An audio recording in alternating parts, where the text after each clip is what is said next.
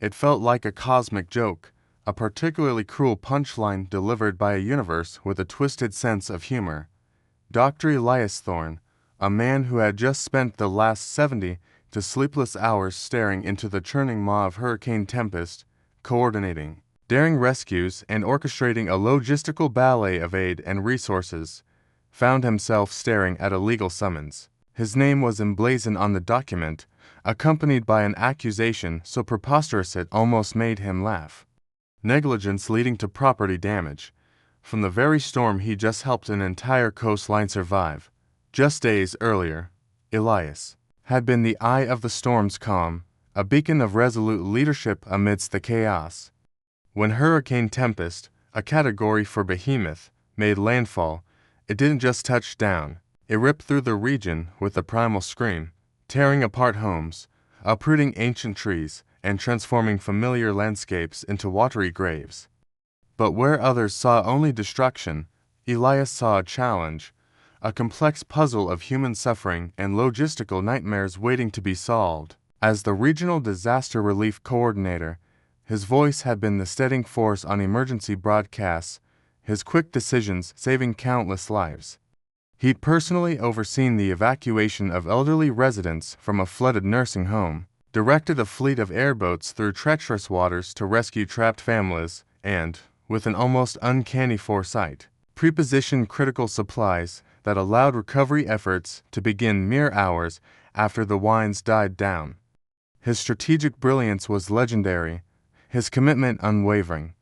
He was the man who ran towards the disaster, not away from it. The immediate aftermath had been a blur of controlled chaos. Elias moved with an almost superhuman efficiency, his mind a finely tuned machine processing data points, deploying teams, and ensuring every available resource was channeled where it was needed most. He navigated flooded roads in his beat-up SUV, the scent of damp earth and shattered timber a constant companion. He spoke to displaced families, offering words of comfort and concrete plans for aid.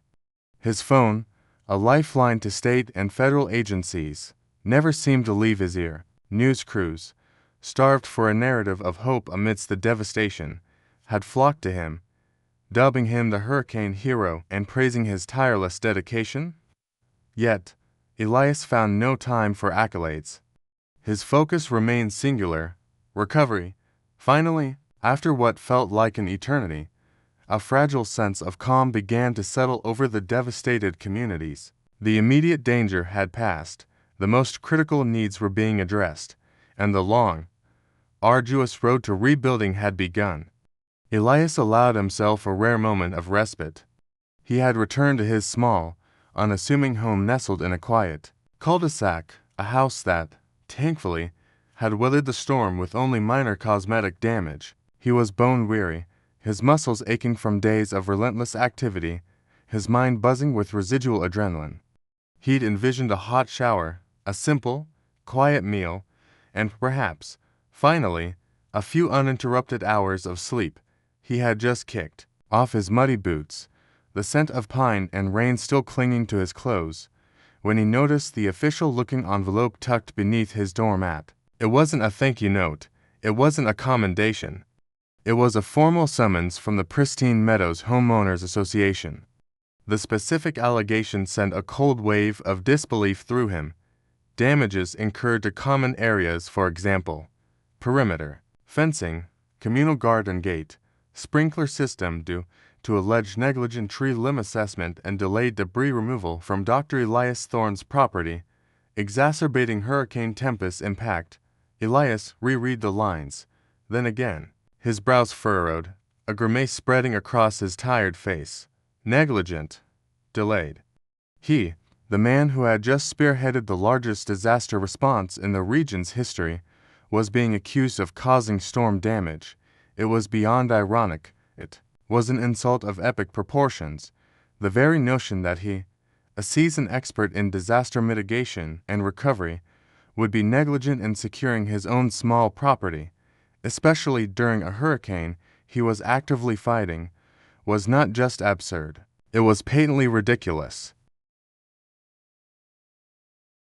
Yet, there it was, a legal document demanding his immediate attention, pulling him from the quiet peace he so desperately craved, and thrusting him into an entirely new, unforeseen battle.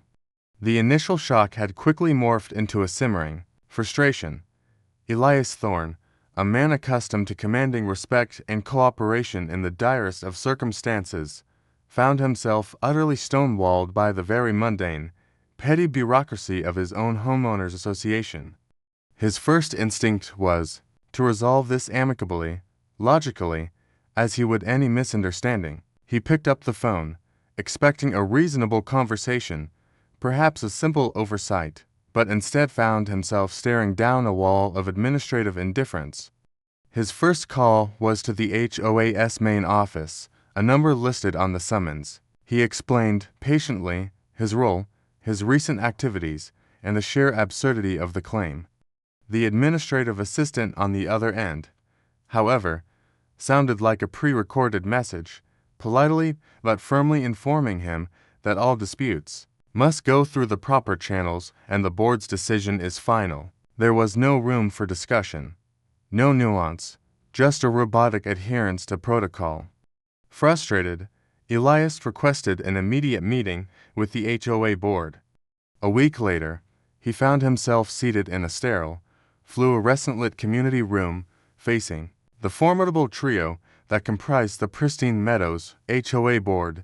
At the head of the table sat Eleanor Vance, the HOA president. She was a woman sculpted from granite and clad in a severe pantsuit, her silver hair pulled back so tightly it seemed to tug at the corners of her thin, perpetually disapproving lips.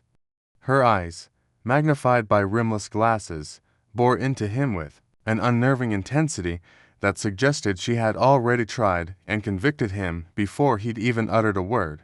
To her right was Arthur Finch, the treasurer, a portly man whose perpetually sweating brow and shifty gaze suggested he was either incredibly nervous or perpetually hiding something.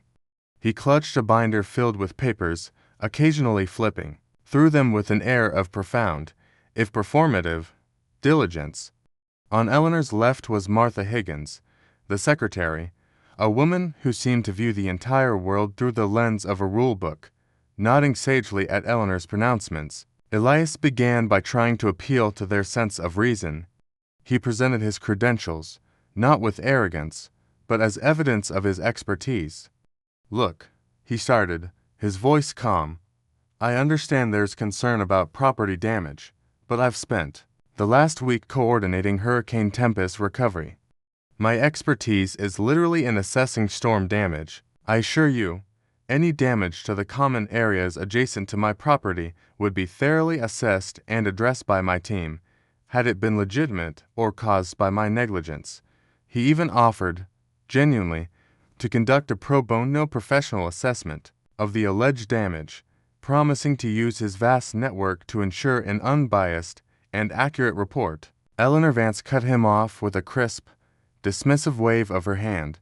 "Dr. Thorne," she began, her voice a low, gravelly tone that seemed carved from years of committee meetings, "your professional endeavors, while undoubtedly commendable in their own sphere, are entirely irrelevant to the matter at hand. The Pristine Meadows Homeowners Association operates on established covenants and bylaws. Our independent assessor has identified negligence on your part leading to damage to common area, perimeter fencing, the communal garden gate, and the sprinkler system near your property. The repair estimates are substantial." Arthur Finch nervously cleared his throat, pushing his glasses up his nose. "Yes, quite substantial. We're looking at a considerable sum. For the community, you see, it's everyone's responsibility to maintain their property and prevent such disasters." The irony was so thick, Elias could almost taste it. "Disasters," Elias retorted, a flicker of irritation crossing his face. "I just helped mitigate an actual category 4 hurricane. Are you suggesting my small fence caused widespread damage, or that my delayed trimming of a single, well-maintained tree somehow magnified Tempest's destructive power?" Martha Higgins piped up, her voice surprisingly sharp. "Bylaw 3.7.b clearly states homeowners are responsible for the immediate removal of storm-damaged foliage originating from their property affecting common areas, and Article 5.2.c addresses damage prevention and mitigation efforts. She spoke, as if reciting scripture, each word a stone in a wall. Elias leaned forward, his patience wearing thin.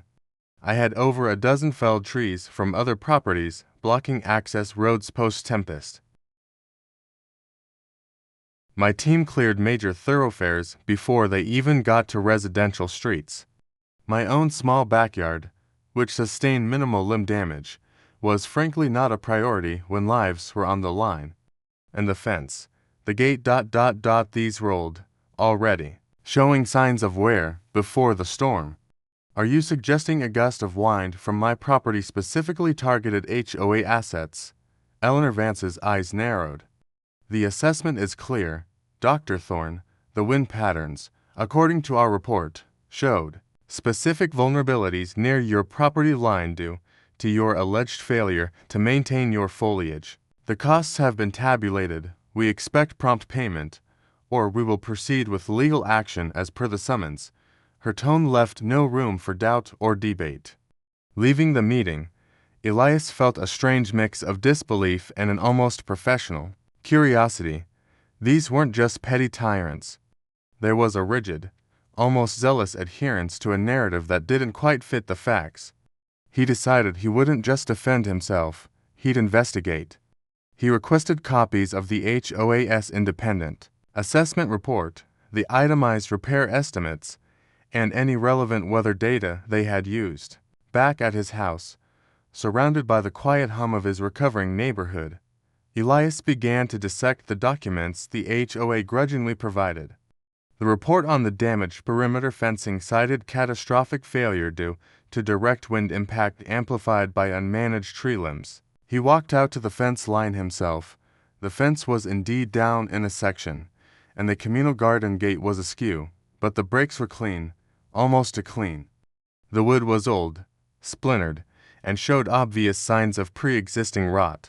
Along the base, the unmanaged tree limbs from his property were negligible, a few small branches, certainly not large enough to act as sails in hurricane-force winds to bring down a robust fence. Then he looked at the claims for the sprinkler system.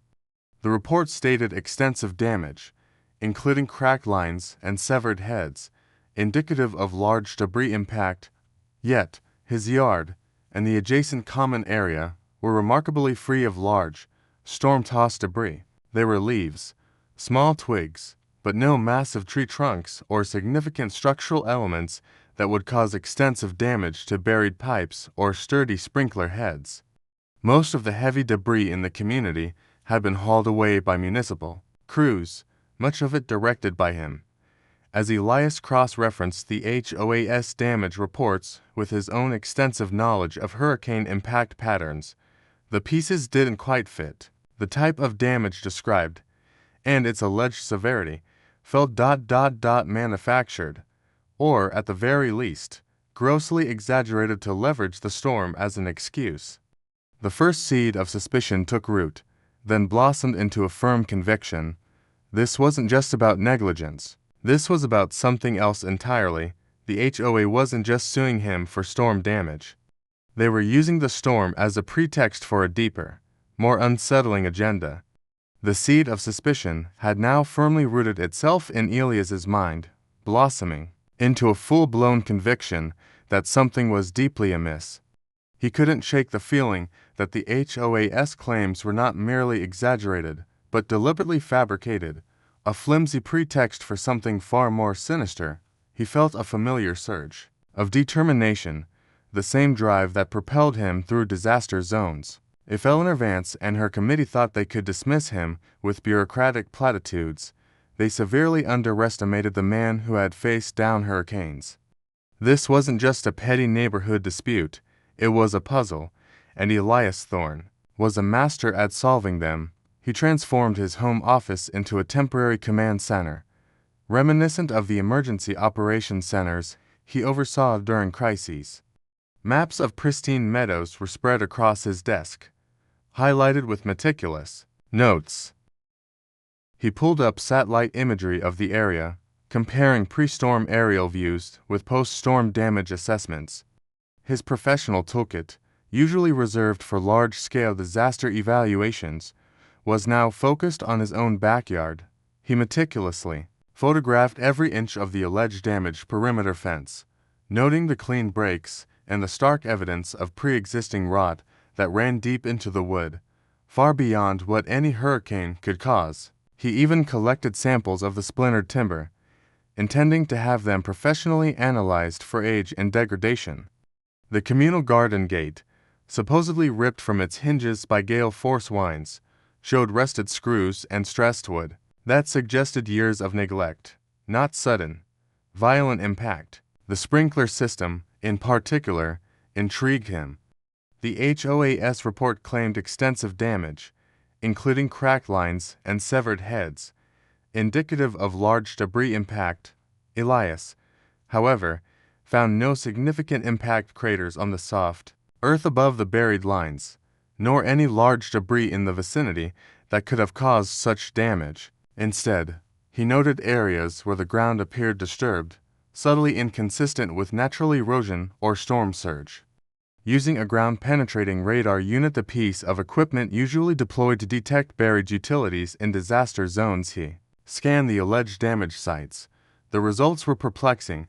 Some sections showed pipes that were indeed fractured, but the breaks seemed clean, too linear, inconsistent with the erratic, pulverizing force of a hurricane. It almost looked as if they had been deliberately cut or poorly installed and then fractured.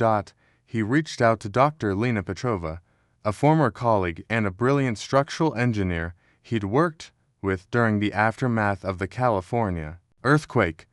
Lena was known for her uncanny ability to discern the true cause of structural failures. He sent her detailed photos, drone footage of the alleged damage, and the HOA's assessment report. Her initial reaction was telling. Elias, she'd said over a secure video call, her brow furrowed. This doesn't look like typical storm damage. The stress points, the fracture patterns, they're off. And that rot in the fence, that's years of neglect, not a few hours of hurricane winds. They're trying to pin pre-existing issues on you. Her expert opinion solidified his suspicions. Meanwhile, the lawsuit's chilling ripple effects began to spread beyond his immediate frustration. News of the HOA's legal action, however absurd, started to quietly circulate through his professional networks. He received a cautious call from a senior official at the National Disaster Management Agency (NDMA), expressing concern about the allegations. Elias, we know your record, the official had assured him, but these things, however minor, can create optics, especially when public funds are involved. Suddenly, a lucrative consulting contract he had been pursuing, a critical component of his long-term financial stability, was put on hold pending the resolution of the neighborhood dispute. His reputation, built on decades of unwavering service and integrity, was subtly, but unmistakably, being tarnished by the HOA's baseless claims. The financial strain of potential legal fees, combined with the lost income, began to weigh heavily. The pressure only intensified Elias's resolve. He spent late nights poring over the HOA's extensive, convoluted bylaws, a document thicker than most novels. He scanned decades of meeting minutes, architectural review board decisions, and financial reports, searching for any anomaly, any hidden clause, any forgotten precedent that might illuminate the HOA's true motives. He consumed stale coffee and cold pizza, his laser focus narrowing the world down to the reams of paper and digital files. Then, tucked away in a dusty archive of old HOA architectural review board minutes from 5 years prior, Elias found it. A series of discussions regarding a proposed community beautification project that involved upgrading common areas, including the perimeter fencing, communal garden, and, crucially, a complete overhaul of the outdated sprinkler system. The project had been approved, with a significant budget allocated, but then, mysteriously, had been tabled indefinitely, citing unforeseen budget constraints. There was an accompanying report from a different, older, and far more reputable local construction firm, Evergreen Builders, that provided a detailed, damning assessment of the existing infrastructure. It explicitly stated, current perimeter fencing shows significant dry rot and structural compromise, rendering it vulnerable to even moderate wind events. Existing communal garden gate hinges are rusted and near failure. The underground sprinkler system lines are original to the development 25+ years old, exhibiting widespread corrosion and numerous hairline fractures. Replacement, not repair, is highly recommended to prevent future major failures. This was it. This was the key piece of evidence.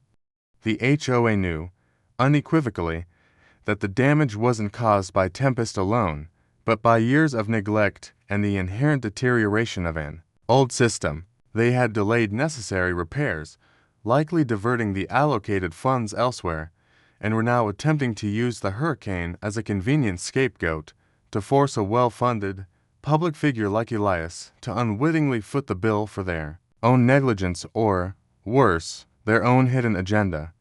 The realization sent a chill down his spine. This wasn't just about a petty lawsuit. It was about covering up a far more serious financial or administrative impropriety. The interesting loop had just clicked into place. This wasn't about storm damage from him. It was about using the storm to cover up something much bigger. Armed with Dr. Lena Petrova's expert corroboration and the damning Evergreen Builders report, Elias Thorne felt a surge of grim satisfaction. He now possessed not just suspicion, but irrefutable proof that the HOA's lawsuit was a calculated deception, a smokescreen to hide their own long-standing negligence or worse. This was no longer just about defending his reputation. It was about exposing corruption that threatened his entire community. He knew he couldn't face Eleanor Vance and her entrenched board alone. He needed legal firepower. He sought out Sarah Chen, a sharp, tenacious lawyer known for taking on intricate cases, often against seemingly insurmountable odds. Sarah, with her quick wit and a gaze that missed nothing, listened intently as Elias laid out his meticulously gathered evidence, the pre-existing rot samples, the GPR scans of the suspiciously fractured pipes, Lena Petrova's detailed analysis, and, most damningly, the archived Evergreen Builders report explicitly detailing the pre-storm deterioration of the common areas. Sarah's initial caution gave way to a simmering indignation. "Dr. Thorne," she said, tapping a pen against the Evergreen report, "this isn't just a frivolous lawsuit. This is fraud, plain and simple. They're trying to use a natural disaster to cover up their own malfeasance and make you pay for it." She agreed to take the case, but not without a warning.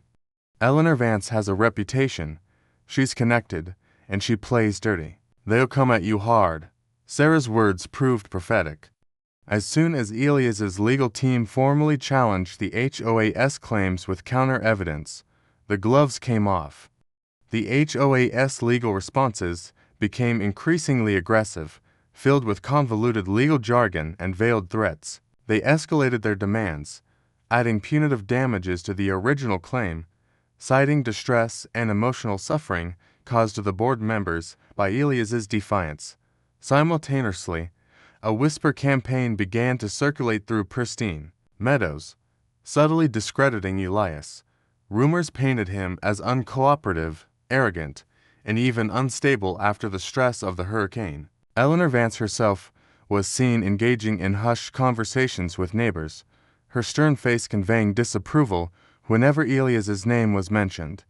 The financial pressure intensified. The NDMA consulting contract was now definitively pulled, citing unresolved legal entanglements. Elias's personal savings, painstakingly built over years, began to dwindle under the weight of legal fees.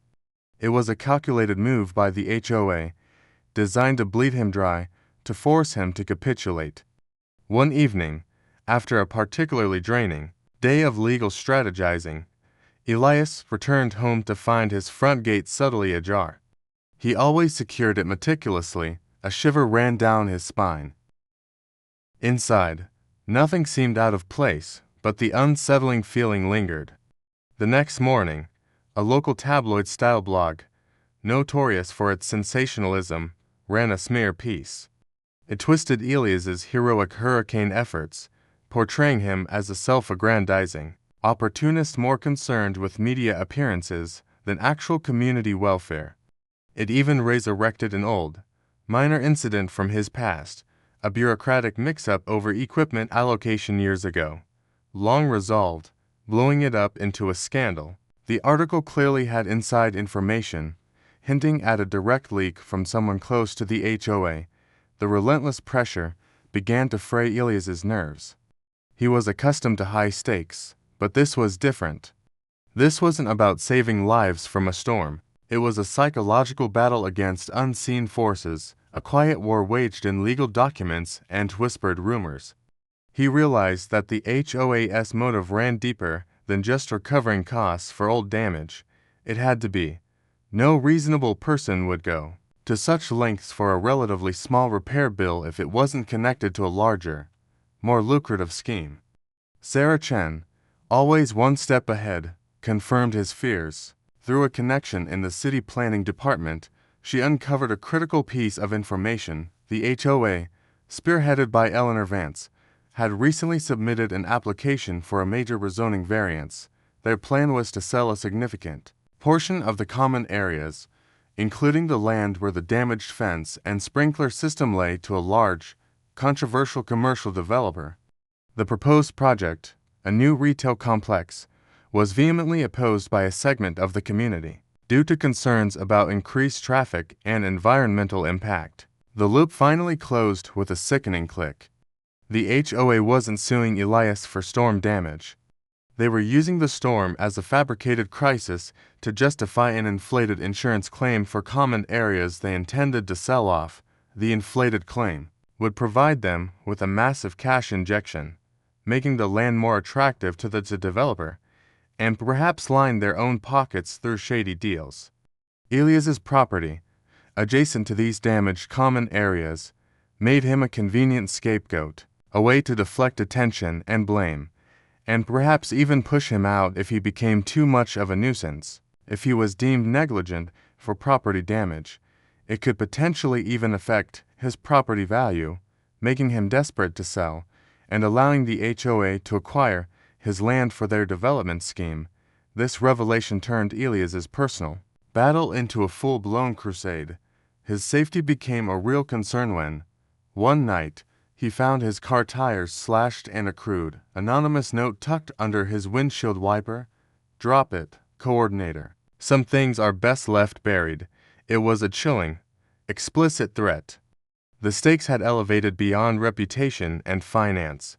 His very physical safety was now on the line. Eleanor Vance wasn't just a petty HOA president. She was a dangerous adversary. And Elias Thorne was now fighting for far more than just vindication. He was fighting for justice, for the integrity of his community, and for the truth itself. The day of reckoning arrived not in a sterile courtroom, but in the heart of Pristine Meadows itself, a packed, tense emergency community meeting called by a group of concerned residents Elias and Sarah Chen had quietly galvanized. Word of the HOA's aggressive tactics against Elias, coupled with whispers of the rezoning application, had finally reached critical mass. The community center, usually reserved for potlucks and bake sales, was overflowing, a palpable mix of curiosity, anger, and anticipation hanging in the air. Television news vans idled outside, their satellite dishes pointed skyward, a testament to the local investigative journalist Sarah had cautiously engaged. Eleanor Vance, flanked by Arthur Finch and Martha Higgins, sat at the head table, her face a mask of rigid composure. She attempted to seize control, her voice cutting through the murmurs. "This unscheduled meeting," she began, her tone dismissive, "is a baseless distraction from the important work of the HOA." But before she could continue, Sarah Chen stepped forward, a file overflowing with documents in her hand. "Ms. Vance," Sarah's voice rang out, clear and resonant, "this meeting is about accountability." Dr. Elias Thorne, whom your board has unjustly slandered and sued, is here to present irrefutable evidence that your claims of storm damage aren't just false, but part of a calculated scheme to defraud the community. A hush fell over the room as Elias, calm and composed, walked to the podium. He projected confidence, his voice steady despite the years of weariness in his bones. He began not with accusations, but with facts, meticulously laying out his case. He displayed side-by-side satellite images, one pre-storm, one post-storm, showing minimal new damage to his property line. Then came the microscopic photographs of the fence timber, enlarged on a projector screen, clearly illustrating decades of dry rot far predating Hurricane Tempest. Murmurs rippled through the audience. Next, he presented Dr. Lena Petrova's structural analysis, her expert testimony projected onto the wall, detailing how the damaged common area structures exhibited signs of chronic neglect and poor construction, not catastrophic hurricane impact. He even showed the ground-penetrating radar scans of the sprinkler system, highlighting the suspiciously clean, linear fractures inconsistent with natural disaster. But the real bombshell dropped when Elias projected the scan pages of the Evergreen Builders report from 5 years ago.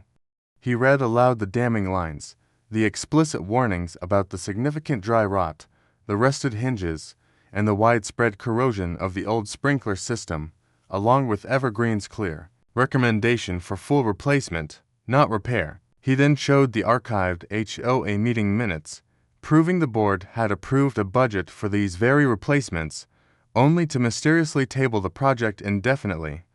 The evidence is clear, Elias stated, his voice gaining power. The damage the HOA attributes to me was either pre-existing, caused by years of neglect, or, in some cases, appears to have been deliberately exacerbated. My investigation suggests these damages were inflated to secure a massive insurance payout, funds which, incidentally, might have been intended to cover the very upgrades the HOA mysteriously abandoned years ago, as the Evergreen report glowed. On the screen, Eleanor Vance's carefully constructed facade began to crumble.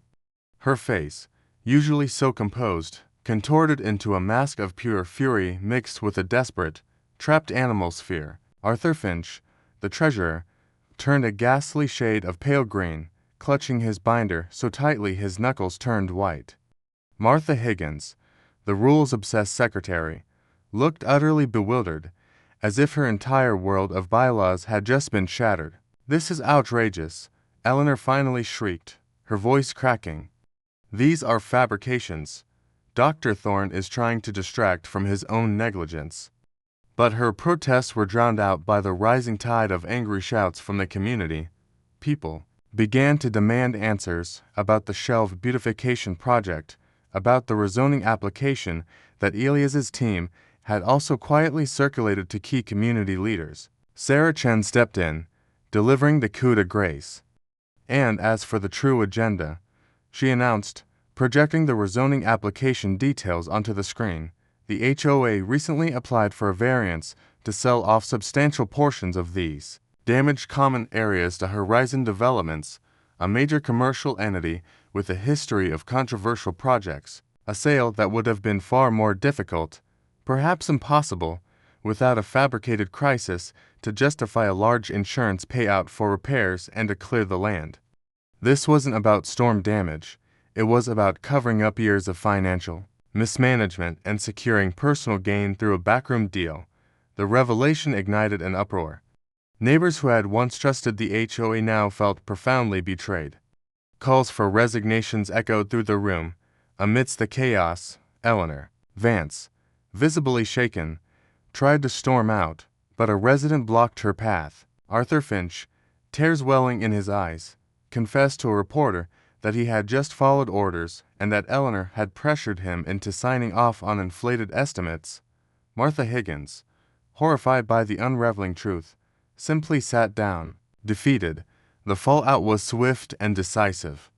Within days, the local district attorney's office, alerted by Sarah Chen and the explosive media coverage, launched a full-scale investigation into the Pristine Meadows HOA. Eleanor Vance, Arthur, Finch, and other implicated board members were placed under official investigation for fraud, embezzlement, and abuse of power. The rezoning application was immediately frozen, likely to be rejected outright. The lawsuit against Elias Thorne was not just dropped. The HOA was forced to issue a public apology and cover his legal fees. Elias's vindication was absolute. His reputation, far from being tarnished, was not just restored but profoundly enhanced. He wasn't just the hurricane hero anymore. He was the community champion, a man who fought for truth against corruption. Calls poured in, not just for disaster relief, but for public speaking engagements, for advice on community transparency, even from other HOAs seeking to avoid similar pitfalls. His NDMA consulting contract was not only reinstated, but expanded, now with a special focus on community resilience and ethical governance. Standing in his backyard a few weeks later, looking at the now repaired and properly rebuilt, at the HOA's expense fence line, Elias felt a quiet satisfaction. The scent of fresh lumber mingled with the lingering dampness of the earth. His fight hadn't been about a fence or a sprinkler system. It had been about the truth. He had run towards a different kind of disaster this time, the rot of corruption, lurking in plain sight, as the sun set, casting long shadows across his peaceful property. Elias Thorne knew his work was far from over. Whether battling nature's fury or human deceit, his commitment to truth and public service would always remain his guiding force. He was, after all, the region's top disaster relief coordinator, and sometimes, the biggest disasters weren't storms, but the ones people created themselves.